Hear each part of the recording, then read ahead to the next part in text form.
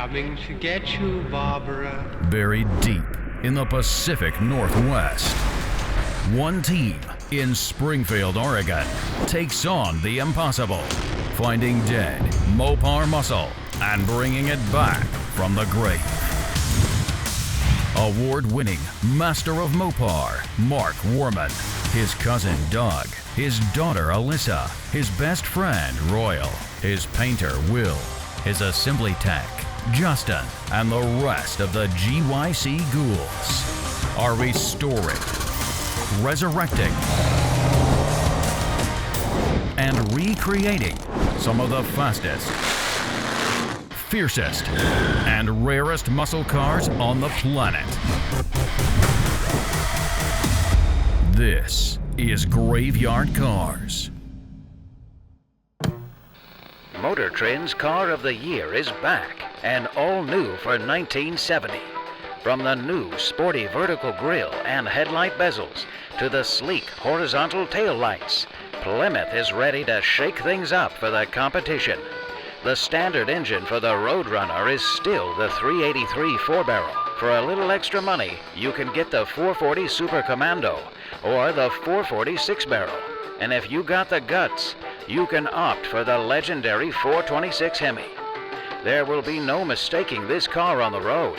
With bold new graphics and a new bumper treatment, front and rear, this car screams business. Available in all of the new high-impact colors for 1970 and available with optional 727 TorqueFlite automatic transmission or a heavy-duty manual transmission with all-new pistol grip shifter. You can let your groovy style show. The new rally wheels and polyglass wide tread performance tires will intimidate the competition and let everyone know it means business. Engine call-out and turn signal indicators are just part of the driver experience to remind you that you are in control.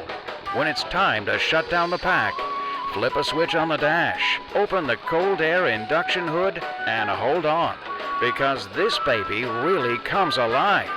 New styling, bold new stance, and graphics tells everyone that Plymouth makes it for 1970.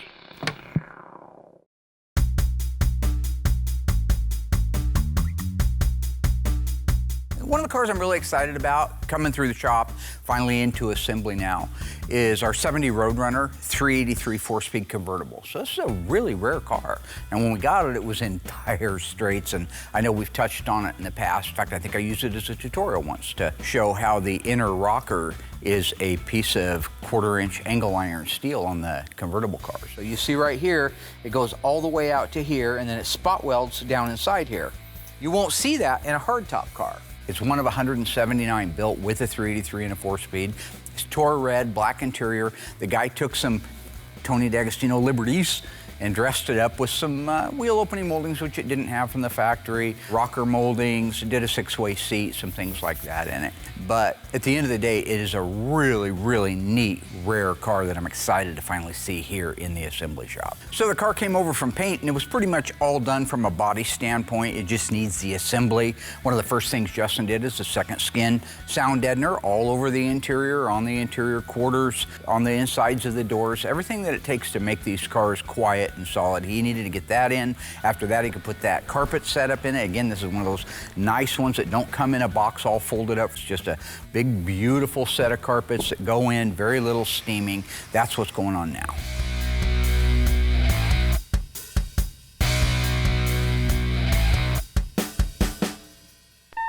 The air grabber is standard with a Hemi and optional with a 440. Vacuum operated, the air grabber sends cooler, denser air into the carbs, and cooler air gives you a more powerful charge.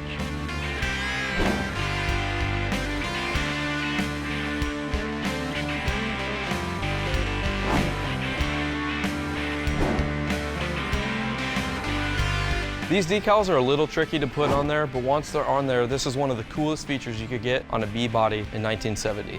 I just love the way it looks. You know, when it's open, it just looks like a shark's mouth. It's just a super cool feature of that car.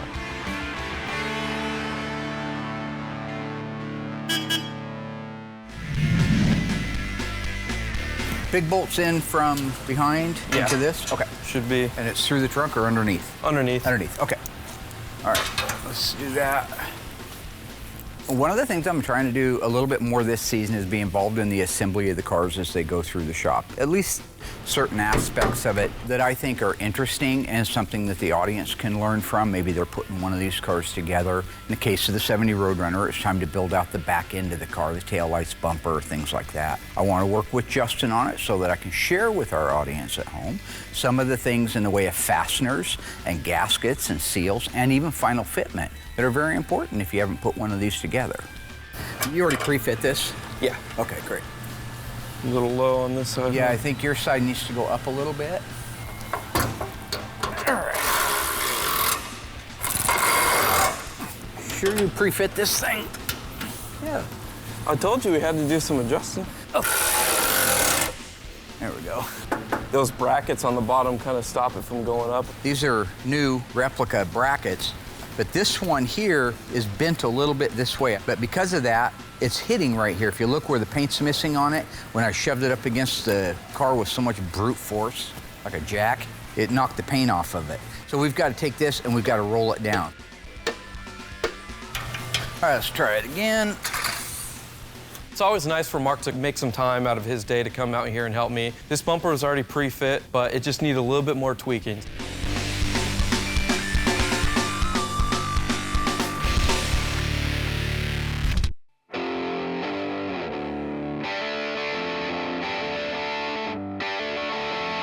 So our 1971 Roadrunner, 446 barrel, 4-speed. This is a really unique car. It's one of 137 built. It's Tor red. It actually has over-the-roof stripes to it. It's also coated for the ones that go out over the fenders. This owner doesn't actually want those put back on the car because he has a race car version of it at home that he wants this one to emulate. And by the way, this guy has actual videotape of this car racing down the quarter mile from the 70s. I just love that kind of stuff. You can't fake that. There's no filters that you could put on that video that would really make it look authentic like those. So when you're watching those, you're actually watching that car racing 30 plus years ago.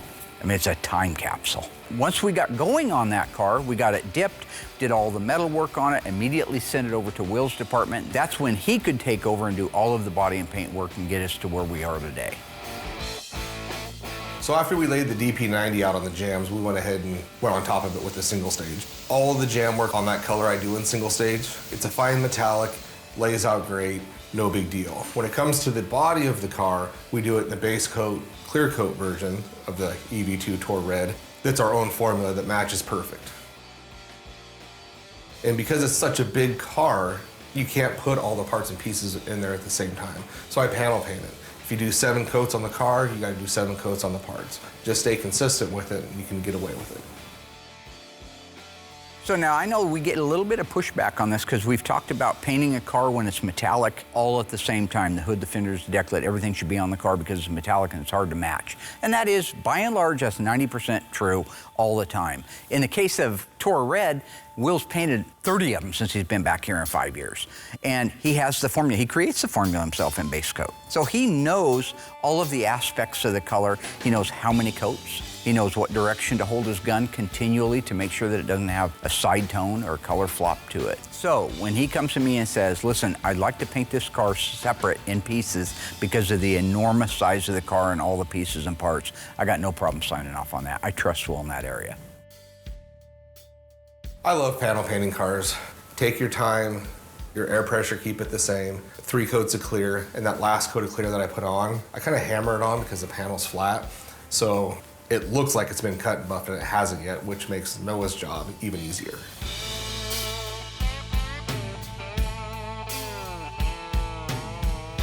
So once all the panels are wrapped up, I'm able to start on the body of the car. I started by spraying all the jam areas underneath the hood, inside the fender, stuff like that to get it wrapped up.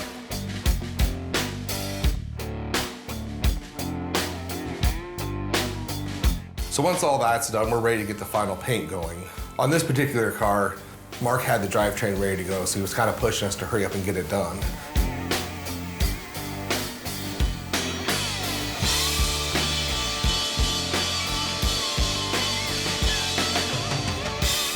Got the final paint done, car looks amazing.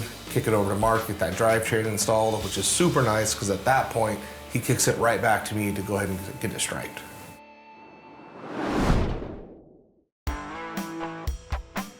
Dodge and Plymouth B bodies like to use in quarter extensions. That's what this is. This little quarter extension here.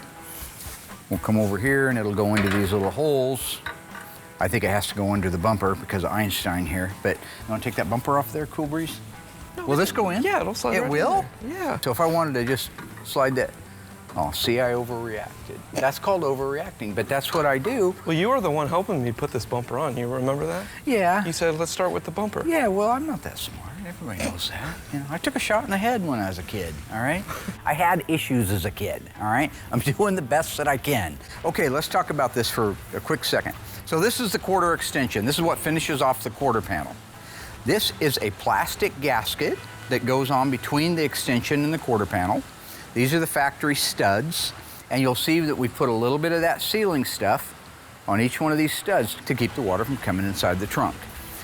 You can use any nut in the world that'll go on there, but there's one that's correct, and they're called bell nuts. Take a nice little look at that. You see the little teeths, those little teeths in there? Those are for cutting into the paint. You can see it's a machine thread, and so when it goes on, it's gonna be just something like that right there. Put this first one on. This is beautiful. It really finishes it off nicely. So one of the things to point out here, if you are doing one of these cars at home, is you see us put these quarter extensions on and everything lines up really nice. Well, it's not by accident. Those were in place when the body man, the metal guy did his work, and the mud guy did his work, and the finish guy did his work. They have to be, because the odds that you're just gonna take an original shaped quarter extension and make it fit a brand new aftermarket AMD quarter panel, there's gonna be minute differences, little shape differences, the way they fit. So everything that you see in the way of good fitment is intentional, because like I say, a lot of guys were involved in making sure it's right before it got into paint.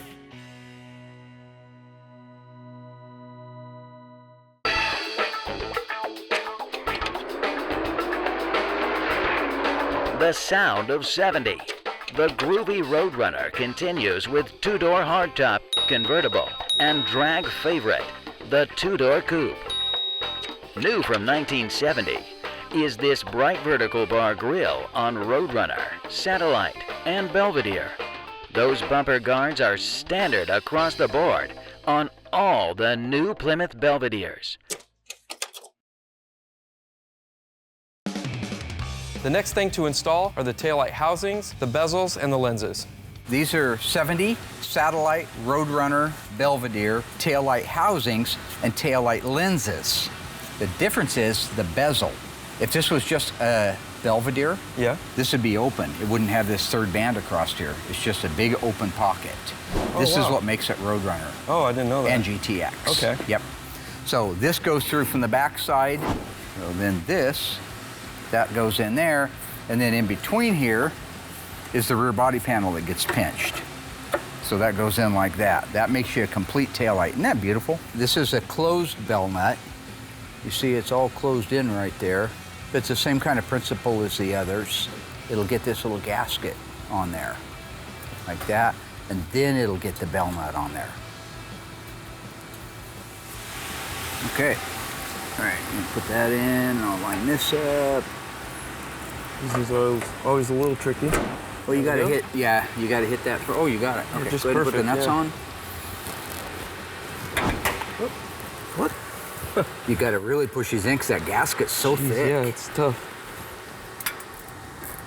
There you go. All right. Maybe this goes up just a hair, but not much. Okay. There we go. So you're saying it pops out of reverse? Yeah. Didn't Doug set the alignment on the neutral gate? So I've been roostered. They were putting taillights in, and then they target me. I don't know how I get drug into this. See, when we were kids, he had the only 4-speed car. Mine was an automatic, so he had a lot of experience with 4-speeds. Now, he tore the hell out of them. Yeah, he should know then, right? Oh, he should know. He should know. He liked to burn them up though, too, right? He destroyed everything he touched. Hey, now, Dougie ain't no angel. I was there when he did the reverse burnouts and busted his engine mounts, all right? Don't everybody be writing in what a sweetheart. I mean, yeah, he got some baggage, too. We all do. I'm gonna get him. And now! Now! Hey, Dougie.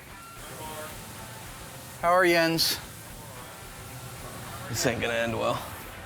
I had a question for you. I got a 70 Roadrunner out here. Have you ever seen it? EV2 Tour Red. He's not gonna give us a straight answer either. According to your friend Justin, he says it won't stay in reverse, that when he goes to put it in reverse, it just pops back out, like it's not engaging all the way. Yeah. You know anything about that? Brain is somewhere out in space. Did you set the neutral gate on that? Probably not. Dreaming about Rocky Road ice cream or something. You ever had a 4-speed transmission pop out on you? No. Only second gear. You ever do reverse burnouts? And they never popped out? Nope. All right, we got a bunch of letters. I don't know, While he's doing probably that, dreaming about Rocky Road ice cream. No. Chocolate Brownie Thunder by Umpqua. Oh, did he change?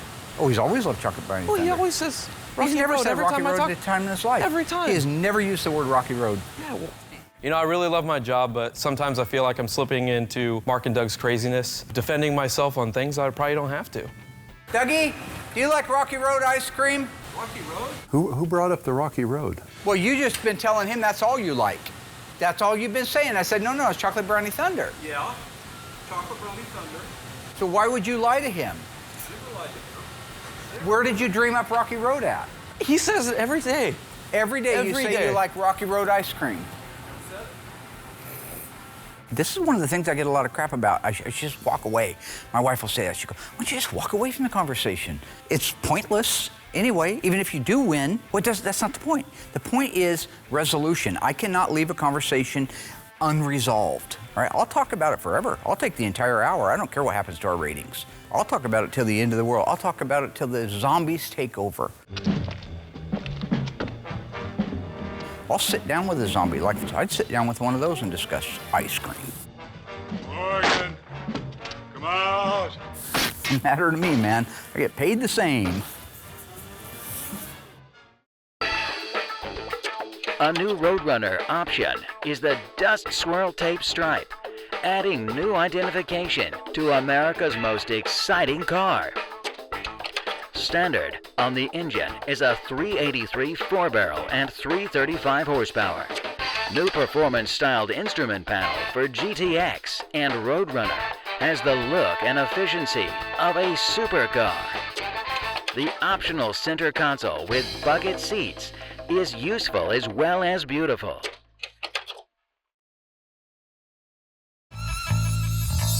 These are the letters that call out the word Plymouth. Plymouth. These are new replicas of the original letters. They have the black shadow down low, you see that. They have the self-cutter style studs on them, and then they use these little nuts right here that are also similar to the bell nuts. These are a self-cutter. They have a little sealer on it. They're gonna go in there like that, and that is gonna finish that letter off.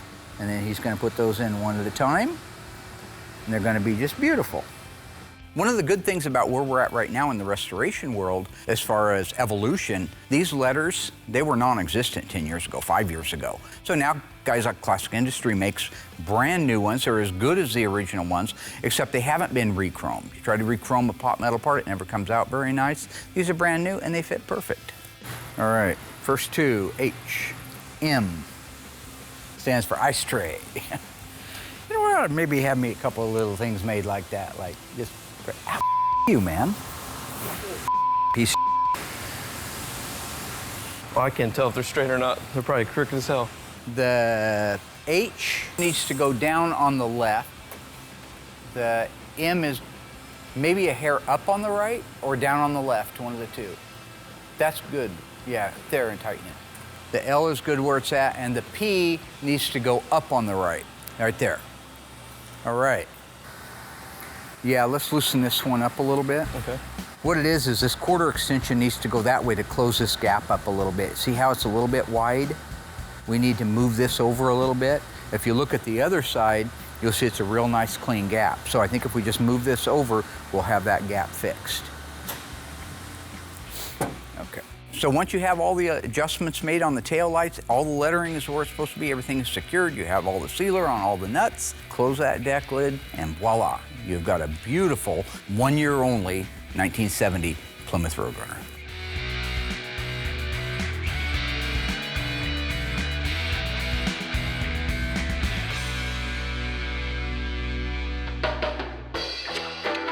Let's see how much you've been paying attention. True or false? The luxurious center console is standard on all Roadrunner models. If you think you know the answer, stay tuned after the break. We'll see how you did. So, do you think you got this one right? The luxurious center console is standard on all Roadrunner models. If you guessed false, you are right. The center console is available as an option and not standard equipment. The air grabber is standard with a Hemi and optional with a 440. Vacuum operated, the air grabber sends cooler, denser air into the cars. Music lovers can choose from AM/FM solid-state radio, the magnificent stereo tape player with AM radio, or the instant-on solid-state AM radio. New bucket seats with integral head restraints provide full support, luxurious comfort, and minimal interference with rearward visibility. Whatever your bag in performance and competition, Roadrunner lives up to its name. Really, anywhere in here, in this area, you could put this decal. Let's say I like the looks of it there. The only problem is we still have our quarter extension pieces. We want to make sure that we can put this right in line with that, have a straight trajectory across there, and still be on our extension like we want it to be. So like right there, on my end, looks just perfect. So we're using application gel, in case anybody's wondering. And you got to make sure that you get the stuff off your hands, because if you get this backing paper wet, remember back when Alyssa and Will did all that magic? Yes, they just ruined it. You know, it's typical Mark fashion. He beats everything to death. Alyssa and I made a mistake, and it was a big one. I mean, don't get me wrong, but he beats stuff until it's just not funny. They just ruined it. They ruined it. All I'm saying is I took the time to show them how to do it correctly. That's all I can do, right? If they want to throw my ideas to the wind and say they got their own idea, the old man is wrong, and just do it their way, then fine, do it. Those are the results you get, though. But the one nice thing is we screwed it up so bad, he doesn't even ask me to do it anymore, so that's great. Okay, hang on. That's a cool reflective backing on it. I love it. Yeah, let's show that real quick. Now on the transverse stripe, this is a tape stripe. It's available on the 70 Roadrunner in black and white. It's reflective. This particular car gets it in black. If you go back to season 1, which is available on YouTube, Graveyard Cars on YouTube, you can watch that episode, Running Down a Dream. That car got a white one. But again, they're both reflective. Really a neat accent to the back of these cars. Let's see here. There we go. Up here, right there. Probably need to work it over this way just a tiny bit. You need to come your way, yeah. Yeah. Let me take a look here. Pretty even. Nice reveal on each side. That's nice. I think so. Once you get the decal set, the next thing you do is just squeegee out the water, and then we can move on to the quarter extension decals. Okay, it's been set in about half of an hour. Let me look at this thing down here. Now, when it comes to removing the film, the backing film on these decals, the hardest part is getting that first start, because it's usually around an area that isn't locked down yet, like the ends. So getting it peeled and started without pulling the decal back up, that's the hardest part. Once you do and you have a good clear start, it's just a matter of walking it off there very carefully and watching for bubbles as you go. It's such a little decal, there's just hardly anything holding it there. Okay. Think we're good? Yeah. Okay. I just like to panic. Believe me, nobody likes a panicker, everybody likes a panicker. Because if I'd have been on the Titanic, I guarantee you we'd all be alive today.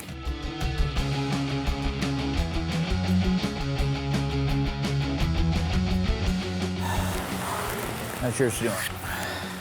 Just about there. This decal went on with no troubles, no bubbles. I just love being able to stand back and seeing this black on orange decal. It just screams cool.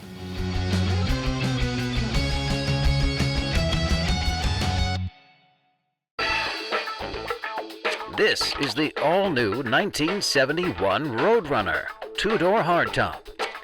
The new profile is distinctively unique. The long, sleek, powerful hood with clipped rear deck. The looped bumper on two-door models completely surrounds the handsome grille. New on all two-door and four-door models. Concealed windshield wipers for better visibility. and the rear track has been widened to 62 inches on V8s for improved stability and handling.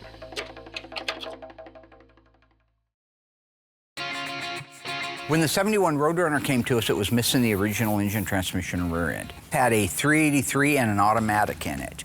We rounded up a correct G440 HP engine, a correct 71 Hemi 4-speed transmission, and then we called our friends at Mosier for a replica of the original Dana rear axle assembly. Doug is over there working on that right now. While he's doing that, and before we install it, I wanted to go over some of the finer points of detail on our engine to show you exactly how accurate it is in 1971. This is really interesting stuff.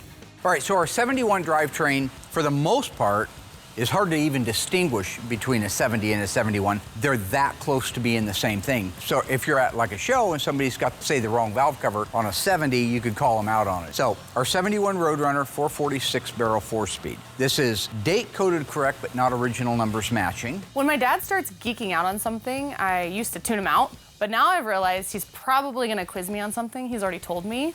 So now I make sure to pay attention. In all honesty, my dad knows a lot, and I'm really happy he takes the time to share with everybody. Being a Plymouth, you see the word 446 barrel across there. So this is one of the areas my dad always gets me, the difference between 6-pack and 6-barrel. So 6-pack is Dodge, and 6-barrel is Plymouth. See? Starting to learn. Underneath that, show you the carburetor setup. So these are the 3 two-barrel Hollies that you would see in 70. They do have different numbers on them for 71 versus 70. These are the Holly reproduced 6-barrel setup or 6-pack setup.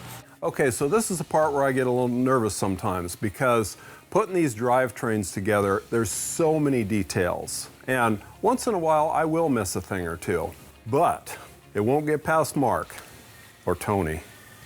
So all the markings need to be put on these still, which we do right before we put it in the car. The bolts, you'll notice though, these are the original Highland bolts that hold them in place. That's correct in both 70 and 71. The idle stop solenoid is the same in 70 and 71. It isn't until you get over to like the valve cover. It actually started showing up mid-year 1971. They changed the valve covers and put this provision in it for a later breather, okay? If you have a 1970, this would not be here. This would be smooth across here. This particular car was built in April of 1971, so it was built after these started showing up, so we felt like that's the right valve cover to put on there. But let's say this was an early build, like in August or September, October, November, it would have the 1970 on it because we don't have any recorded dates of the smooth ones showing up any earlier than that. The exhaust manifolds, they're the same, 70 and 71. You lower yourself down from the manifold to, say, the spark plug wires. This car was built in April, which is the second quarter of 71, and it wants to precede it a little bit. These would be the right wires. So these are correct and reflect the 71 model versus the 1970 model. There's more to an OE restoration than just the right colors and the right bolts. Date codes are super important. You can't have parts that are date coded after the time your car was built. So you have to know when your car was built, and sometimes you have to look at examples of cars built around the same time as yours and see what date codes are being used on those. Power steering pump is the same, hoses are the same. At a glance, most everything else is the same. If you stop and look at the part number, say on the lower radiator hose, that is the correct one for 1971. Even though the one from 1970 probably would fit and work, that's the correct one to have on there. Same thing for this one. That is the correct part number because they did not change it on 1971s. Crank pulley, water pump pulley, power steering pulley, belts would be date coded. Dates right here, you can see that this is actually designed for a 1971 model year car. On this one, we took the liberty, as Tony would say, of putting a electronic ignition style distributor in it because the gentleman that owns the car wanted to be really durable and dependable. He had no problem with it. He didn't have the original one anyway, so we just put that one in it. The spring is correct for the 71 446 barrel or 6-pack. The cable, you see that the bracket is supposed to be painted while the actual fastener is the original zinc with the black phosphate nut, all correct. And it should have that little dot of orange on it because this and this were not on there at the time, but the bracket was, and the bracket would have all got painted at the same time. Oil pressure sending unit, this is designed and calibrated for the gauge style, which is what this car has. These are replicas of the original negative and positive battery cables. You look at the suspension, exactly the same as 1971. The caliper goes in front of the lower ball joint, and this caliper is unique to 70 to 72. It isn't until 73 that they went to the sliding style banjo fitting caliper. Now listen, when we do these cars, we do try our very best to make them correct and accurate. And I've even learned things since I started the show 10 years ago. You meet guys like Tony, who, you know, I give him a lot of crap, but he knows that I love him and I respect him, and he has taught me a lot about the correctness of things that I thought was correct. So now when you see us doing it and you see us analyzing something we've done or sharing it with you at home, it's because in my heart and in my mind, it's as accurate to OEM as can be.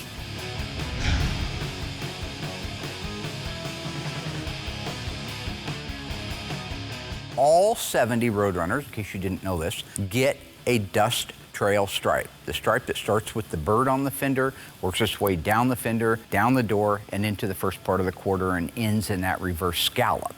They are all supposed to have it, but people would opt to delete it. In the particular case of this car, it was stripe delete, so it didn't get it, but the owner wants to add it. So just something there, if you didn't know that, they should all have it unless it's called out that it's stripe delete. And what we've done already is we've laid the tape out to show where it'll go, so you won't need much of my help. I just want to make sure that I point out exactly how these things go in space and what direction they go. After that, it's just putting decals on and he can handle it. So, feel good?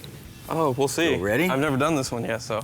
I made the mistake on my very, very first restoration about 25 years ago of not paying attention to what direction things went. So you can clearly see looking at the bird, right? He's taking off running. He's going after the coyote, right? Actually, he's running from the coyote, but it doesn't matter. I'm not sure who the victim was in that. But you can see that the dust trail leans forward at the top and back at the bottom. That's because his feet are going that direction like that. Another way they give you a locator is this little X should always appear on the bottom. Okay. Well, there's no way we're going to take this and turn it upside down in the car. We're not on frogs, right? It's the next one. So this is the one that's going to go on the door. So you just want to make sure that this... Make sure the X's are on the bottom and that these are leaning forward at the top, back at the bottom. Then when you intersect them, you put her right there. They line up almost perfect. You'll squeegee along there and just make sure that this one's locked down so it doesn't begin to peel that one. Okay. And since we have the tape already laid out all the way down the side, you know where you got your level set. Main thing is, if you were to take this dust trail stripe and end it lower in the saddle, it's going to have to go uphill by the time you get to the front of the car. If you look at some of them, they're uphill. This owner does not want that. I think that even from the factory, they did that because these were installed by humans. We just want to try to do better if we can. Here's your Roadrunner emblem in factory original holes. Let's make that dust trail stripe where the bottom of it's almost at the top of the letter. And that's about what I think you have it laid out as, right? Yeah, about the middle.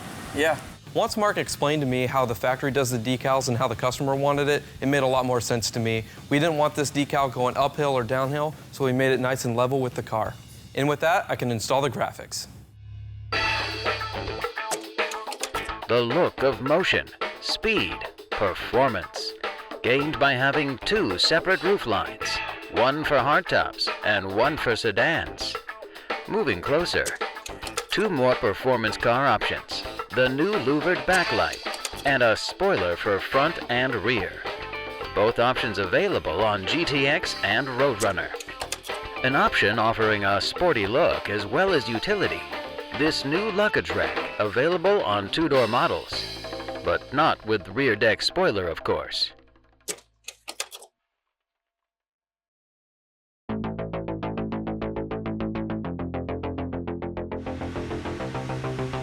This is the second 70 Roadrunner that I've been able to work on.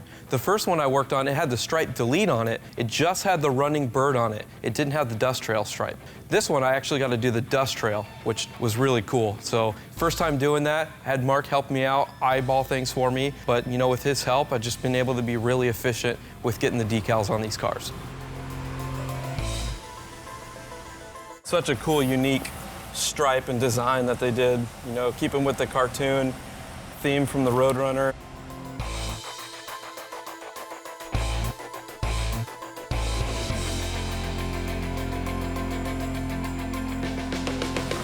All right, now that this side is all ready, set in place, flip over, I can do the other side, and then by the time I'm done with that side, come over here, peel the backing paper off, give it a nice wipe down, and see how it turned out.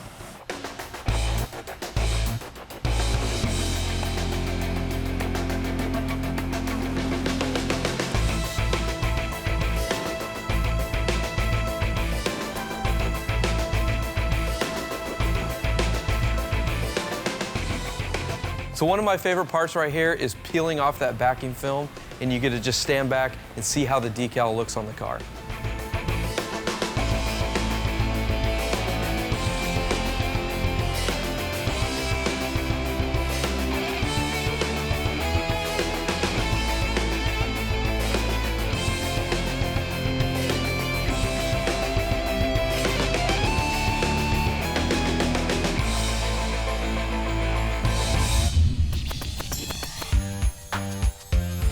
So as the lead assembly tech here, it's my job to do all the assembly line markings on the cars. We use a lot of reference materials and original pictures of these cars before they were taken apart. You know, whether people have seen these assembly line markings in our show or big shows, I never get tired of it. I think it's fascinating.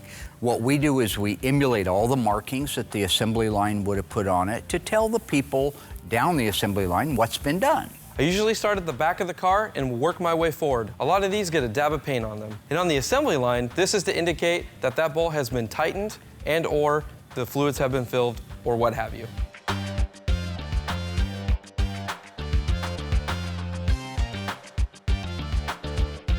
Some markings, like the 3 digits on the back of the axle housing, were done before the part was installed in the car. And we just duplicate the appearance and that's all. It's important when you're doing this to not go on autopilot and assume something. Every color meant something on the assembly line, so you have to refer to the manuals as you go along. While we don't know what some of these colors meant, we do know based on their location. We believe that blue meant that the fluids have been topped off, like your transmission or your rear axle. We actually take it a bit further now because we did have that 1970 Dodge Coronet that came back to us, Brett Torino's, for little detailing things, a loose nut here, a loose bolt there. So we decided at that point, we're gonna put all the assembly line markings on these cars that the factory did, but we're gonna do our own too, graveyard car style. So you will see a lot of white marks. We check every bolt and every fastener on that car and every fluid level, and we mark it with our own internal markings. And when you stand back and look at that, when it's all done, you run down the bottom of it, that car looks brand new. All of the assembly line markings, all the stuff that's on it, the shiny new metal and the beautiful painted body and the undercoating, it looks like you've just duplicated 1970.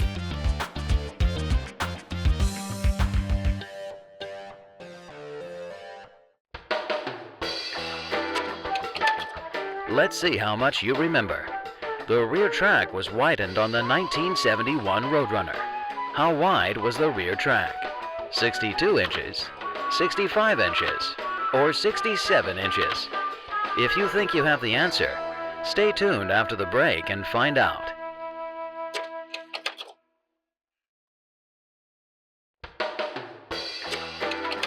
So how did you do? How wide was the rear track on the 1971 Roadrunner? If you guessed 65 or 67 inches, you might be considered an imbecile. The correct answer is 62 inches. The rear track has been widened on V8s for improved stability and handling. Here's an option with surefire appeal for GTX, Sebring Plus, and Roadrunner customers. The new elastomeric bumper in 6 matching body colors. New recessed door handles on 2 doors and 4 doors add to convenience and overall styling beauty.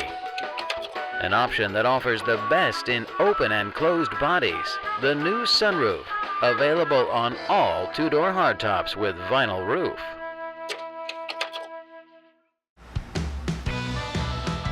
One of the last things I do before I hand the keys over to Mark is I do all the information labels and the safety labels. These are super cool and really give it that factory touch.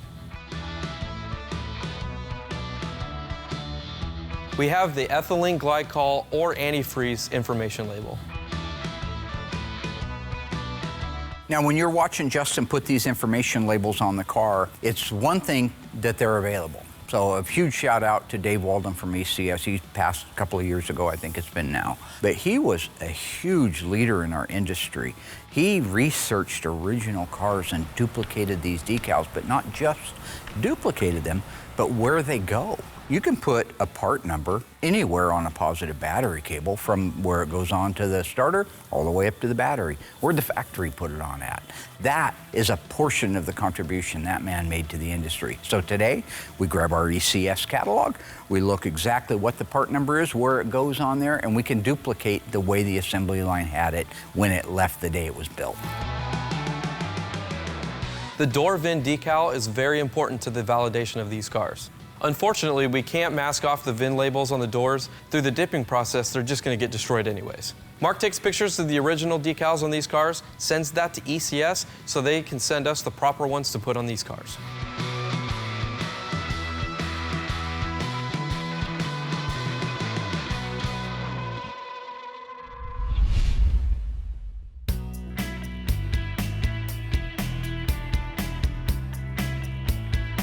What I'm looking for on this final inspection is just to make sure that every nut and bolt has a marking on it. I know I don't have to check it myself. I don't have to go into there and torque it. It's got the marking on it. It's already been checked. I'm banging on mufflers to make sure they don't hit the exhaust. Looking for those inspection markings. Double checking to make sure that everything underneath the car is ready and roadworthy. I do the same thing on the outside of the car.